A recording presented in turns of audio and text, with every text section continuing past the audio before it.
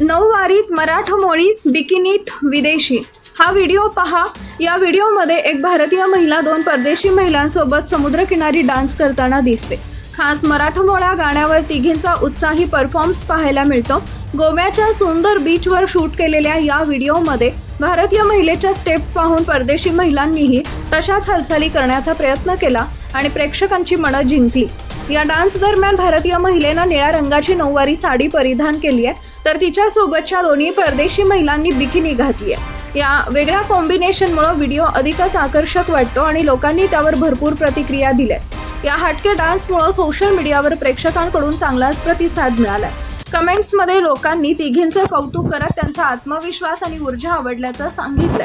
हा viral video @नम्रता पाटील 8080 या Instagram अकाउंटवरून share करण्यात आला असून त्याला आतापर्यंत सुमारे 11.9 मिलियन व्ह्यूज मिळाले आहेत। परदेशी महिलांसोबत महाराष्ट्रीयन डान्स असा कॅप्शन देण्यात आलाय।